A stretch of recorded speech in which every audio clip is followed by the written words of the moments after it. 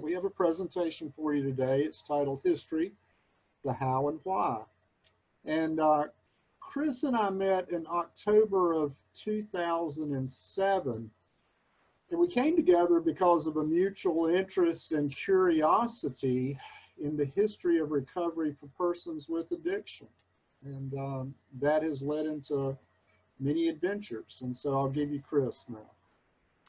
Thanks, Boyd. And this is a pretty exciting day. I think it represents a great leap forward in the kind of organization of history around Narcotics Anonymous. And want to thank Lynn for her vision on this and her kind of shepherding everybody into today's event. There's a lot of reasons, why people should study the history of NA. And we thought that we would start with three that are relevant and stand out to us. The first involves a gentleman named George White, who's the Western Chief of the Federal Bureau of Narcotics. And this is from a documentary called Hellflower from 1959. Law enforcement officers unanimously oppose the clinical approach to addiction. At Los Angeles International Airport, I talked with George White, Western Chief of the Federal Bureau of Narcotics. I consider the problem of crime, and I think that until the physicians and psychiatrists can deal with all forms of crime as a medical problem, until they can come up with a magic potion that will cure a thief, a rapist, or a murderer, but imperfect as it may be, we must continue to deal with the problem of narcotics in general as a criminal problem. Now, I do not pretend that when we send a offender to prison for a long period of time that we're curing him or even attempting to rehabilitate him. I'm only concerned with quarantining him, getting him out of circulation so that he cannot harm society in general. As I said earlier, I think his reformation should have started many, many years before, and this like those who are stuck with him can only apply repressive measures. So understanding past societal attitudes, policies, and treatment of individuals with addiction can provide a greater appreciation for the obstacles and barriers that members faced in forming Narcotics Anonymous. It can enrich personal gratitude for recovery. It can also serve as a reminder for how current or future attitudes and policies and practices can impact individuals with addiction. And I think here in the United States, it's easy to look at this and see a lot of changes from that, but it can also be helpful to wonder where are some of these similar type of attitudes occurring towards addicts around the country or around the world, and how does that impact their ability to find recovery. Now, the second reason that we'll provide is from Jimmy Kay, and it's from his story, We Do Recover, which was first published in 1966 in the White Book. And the quote says, "Now we know that the time has come when that tired old lie, once an addict, always an addict, will no longer be tolerated by either society or the addict himself. We do recover." And so this is an interesting reason why to study NA history. It provides an eyewitness account of what the attitudes were and the beliefs were about recovery for individuals in addiction. And it's also interesting because as Jimmy wrote it, he's referring not just to the addict, but this vision that society will come to believe that recovery is possible, and that belief that once an addict, always an addict will be a tired old lie. And so from a historical standpoint, it provides the ability to question how societal attitudes have changed since 1953 and also how they've stayed the same. A third reason why for NA history has to do with where we are today.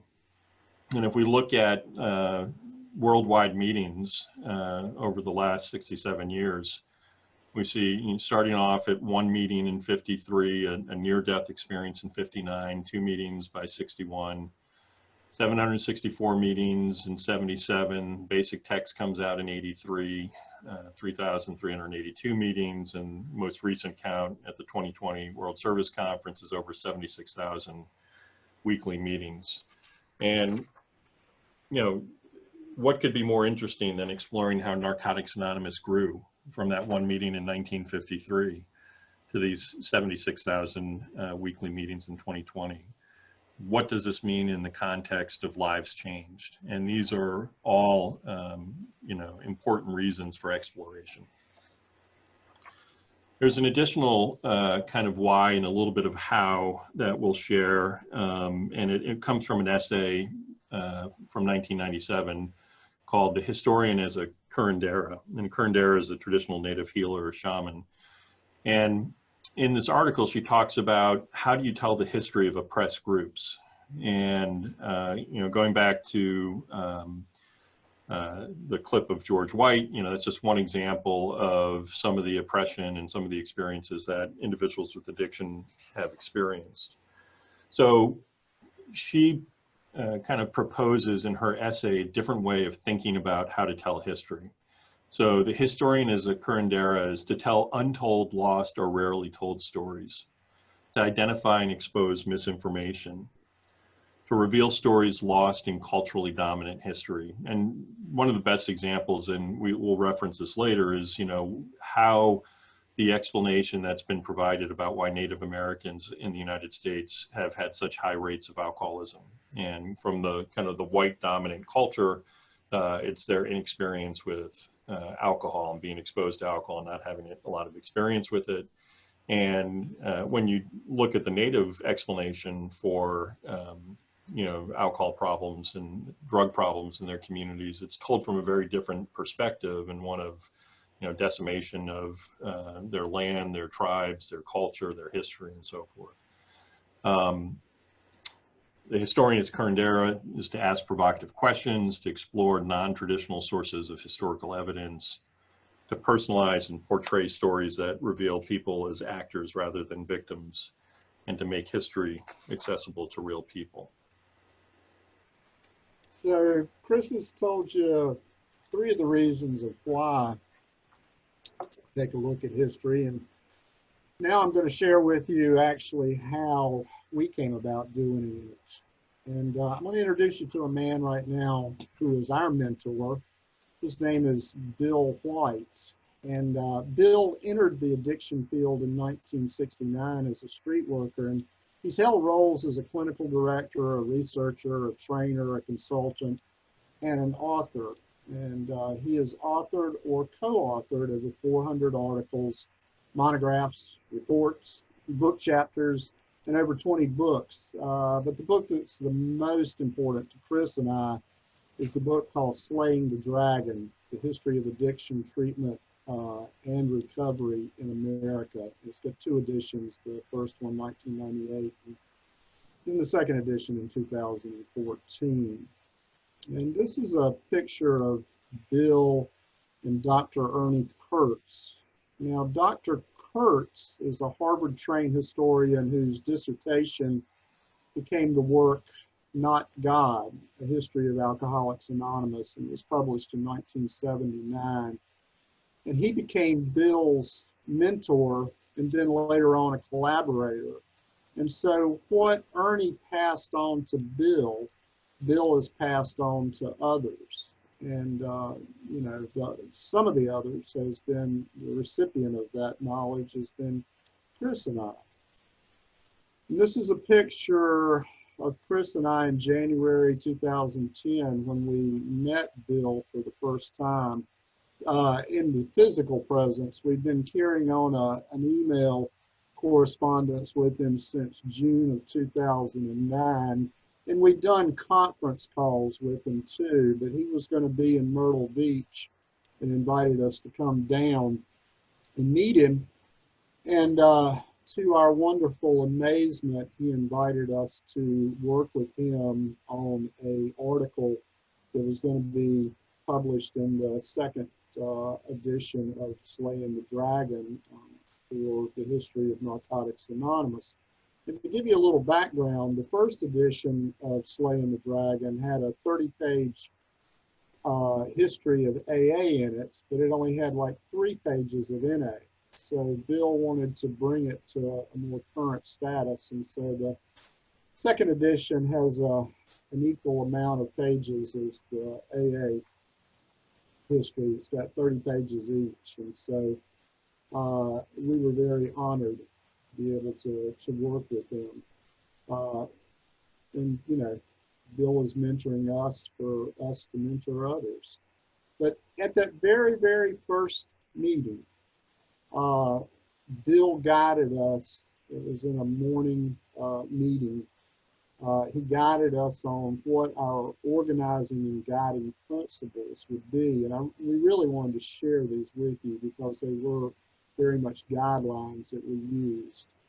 And the first one was to contribute to the larger body of NA history and to make accessible and to build document collection. And to give you a little background, Chris and I had been involved before we even met Bill in scanning, in the laborious task of scanning people's archives.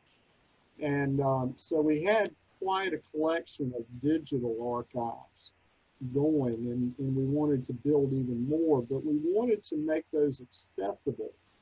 And so the person who is involved with narchive.magshare.net, it's, you know, I had actually started requesting that we be able to use that site, and after some trial and error and some trust came about, he thought that that was a good idea too. So we actually, it was very important to us because when we started collecting this, there were very limited sites within a history material owner there, and one of the sites had actually gone down.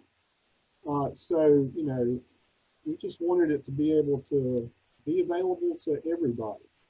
And the second one is be respectful with our relationship to AA and NA archives. And also I'm going to put in there, be respectful to the private collections and their requests that they had. Because Chris and I applied for the ability to do research at the AA archives. We were granted permission, and you know, he and I did research on 2 different occasions up there, and he went up on a 3rd time. So it was very important for us to, we were building long-term relationships, is what it was. And it was important for us to be respectful of their wishes. We actually had to sign an agreement with them in order to be able to do research there. And it really had to do with the distribution of the knowledge and information that we found in the archives there. But we really did. I mean, you know, we have a relationship with the lady who runs the AA archives and can call her up today.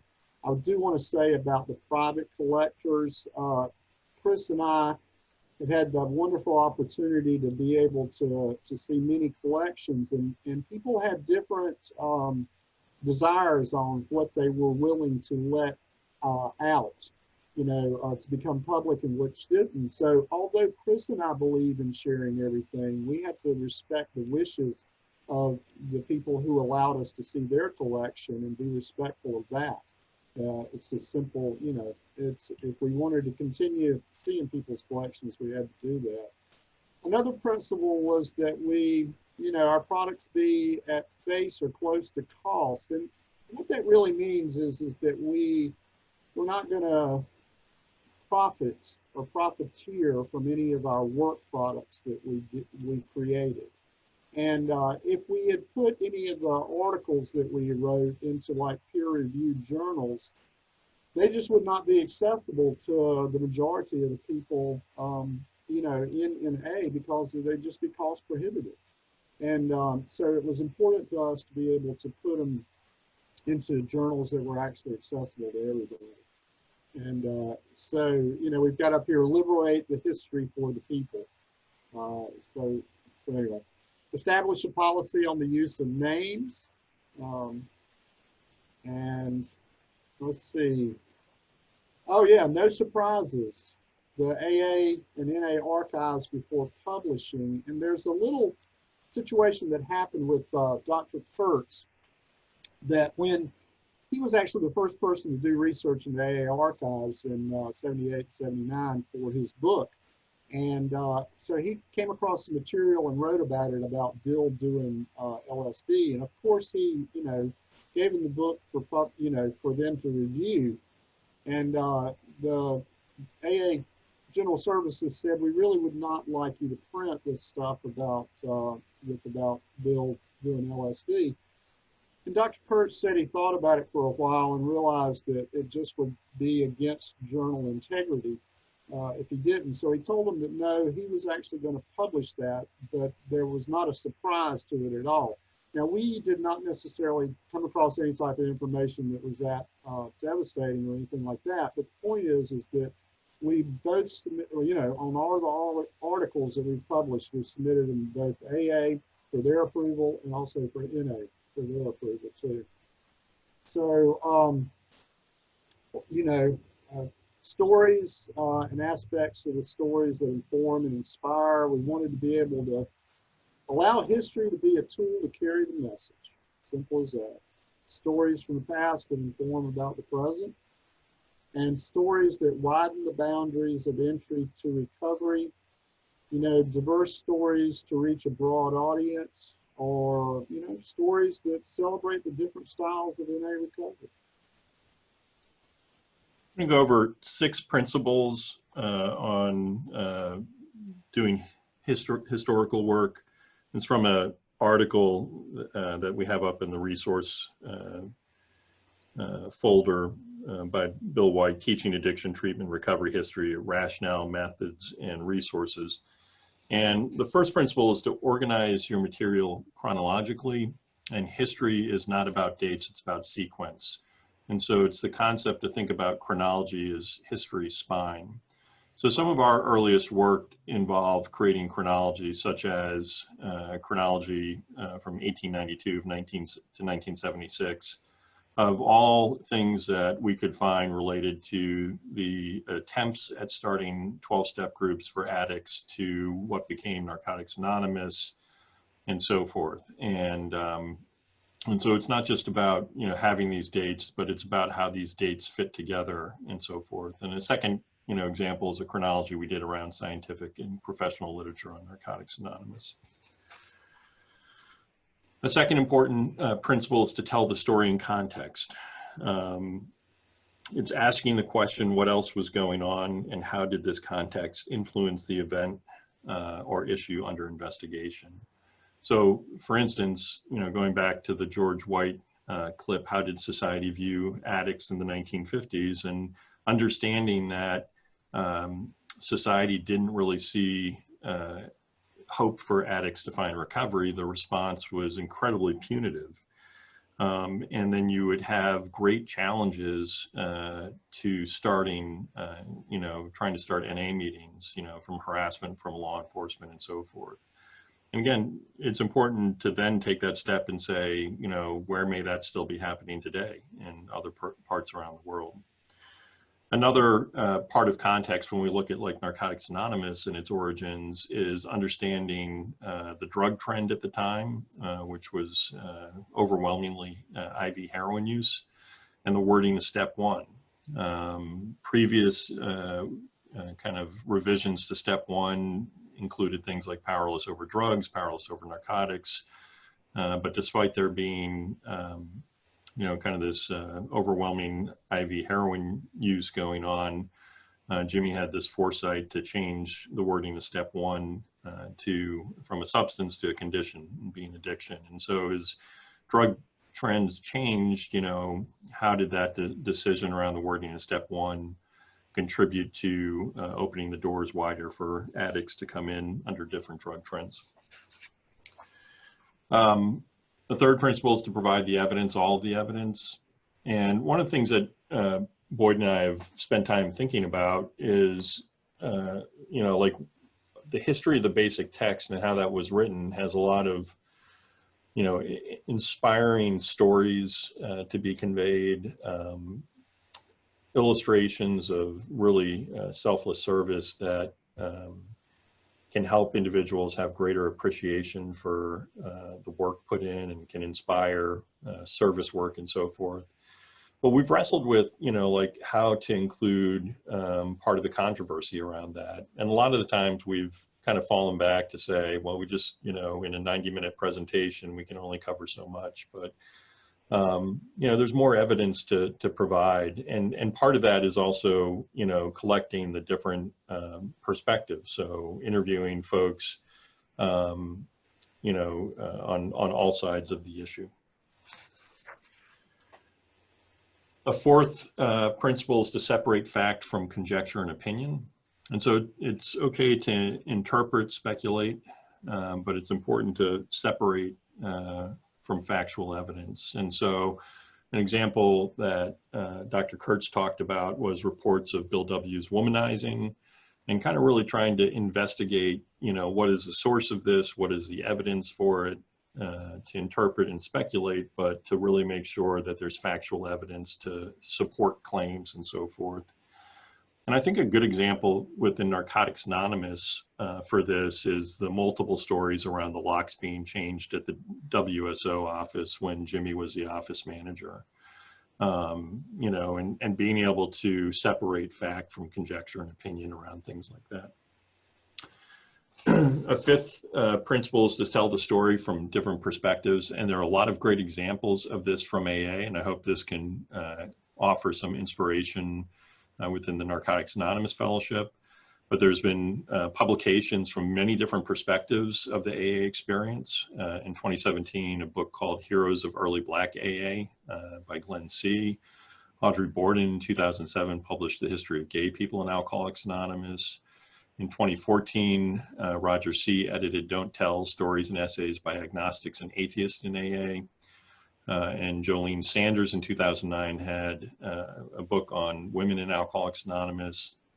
There's another book in 99 by Charlotte Hunter, Women Pioneers on 12-Step Recovery, in 12-Step Recovery. So, these are great exploration into the diverse experience, and offering these different perspectives just adds a lot of opportunity to inspire and engage other individuals.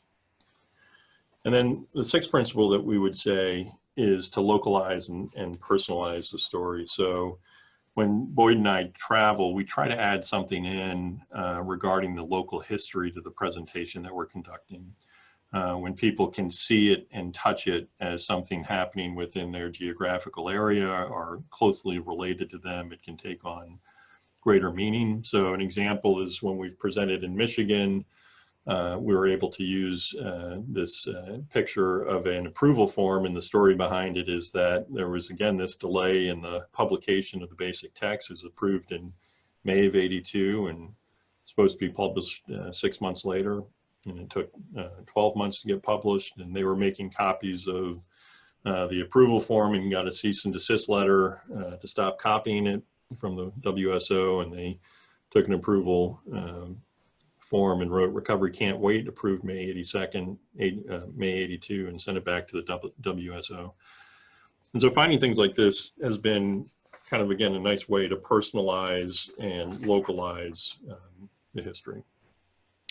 One of the things that helps kind of explore opportunities, and I think after today's event, we'll be able to check off some new boxes. In 2017, Bill created a matrix of activities related to history of addiction recovery mutual aid fellowships for a small group of individuals interested in NA history. And he compared 14 addiction recovery mutual aid fellowships across 19 activities and groups. And the mutual aid fellowships he looked at were AA Agnostica, which is an outgrowth of Quad A, Atheists and Agnostics in AA, Alcoholics Anonymous, the Buddhist Recovery Network, Celebrate Recovery, Cocaine Anonymous, Grupo de Cuarto y Quinto, which is a 4th and 5th step group, Heroin Anonymous, JACS, which is Jewish Alcoholics, Chemically Dependent People, and Significant Others, Maladi Islami, Life Ring Secular Recovery, Secular Organizations for Sobriety, Smart Recovery, Synanon, and Women for Sobriety.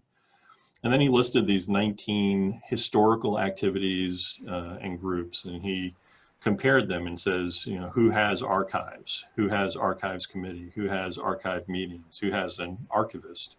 Are there biographies of founders and key figures? Are there chronologies? What is the extent of private history collections? Is there a historical review of scientific studies? Is there historical tapes and interviews? Is there a history book or brief summary? Are there history symposia? Are there iconic sites and gatherings?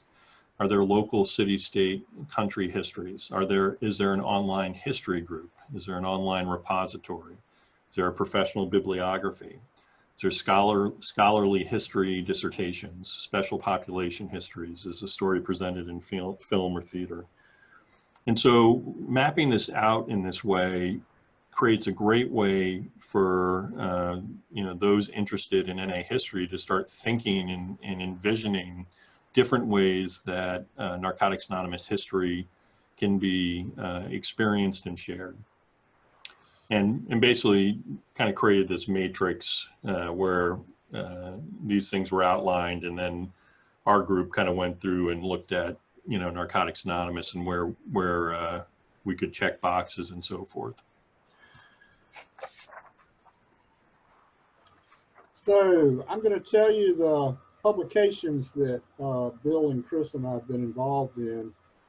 And one of them is called Narcotics Anonymous Chronology, Volume 1, Second Edition. And this goes through the years of 1892 to 1976. And it can be found at WilliamWhitePapers.com. And then we've got the birth, rebirth, and evolution of Narcotics Anonymous. And this can be found in Slaying the Dragon, The History of Addiction Treatment and Recovery in America, and it's in the second edition. And then you have Narcotics Anonymous Comes of Age. This is the 60th anniversary. Professional Tribute. This was published in Counselor magazine. And then we have Jimmy K and the Founding of Narcotics Anonymous, and this was published in Alcoholism Treatment Quarterly. We also have Narcotics Anonymous, A Chronology of Scientific and Professional Literature. And this can be found at WilliamWhitePapers.com. And then we also have an article called Narcotics Anonymous, Its History and Its Culture, which was published in Counselor magazine in April of 2011. And then Chris and I actually have 3 PowerPoint presentations that we do. And the first one is called The Early Story of Narcotics Anonymous, and it can be accessed at the YouTube channel of Preserving the Message, and it also can be accessed. We did one at Dawn Farm, and it can be accessed at Venmo. We have a history of the basic text, which can be accessed through NA.Virtual.Outreach on their YouTube channel.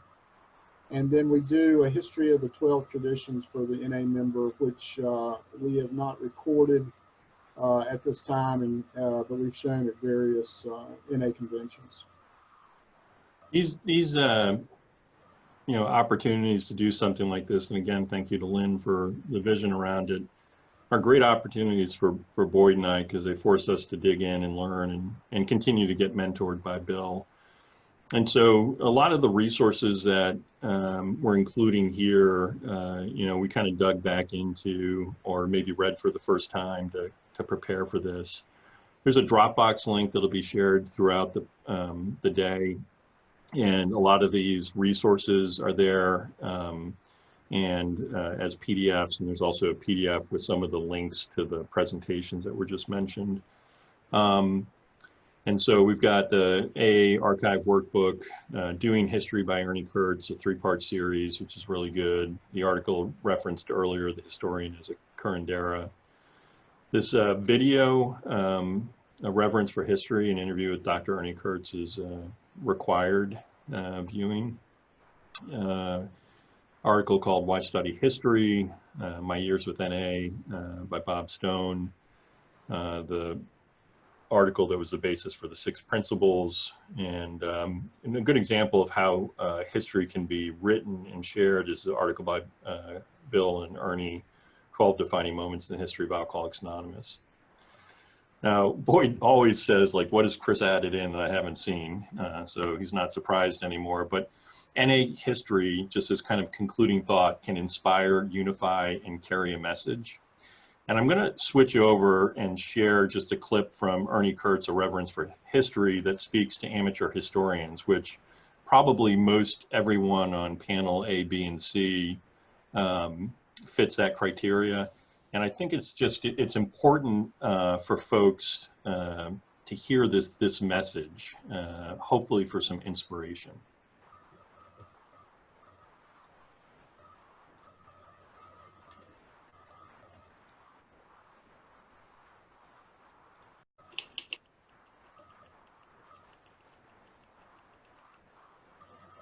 I hope many people are watching the AA History Lovers site online, and the riches that are turned up by people.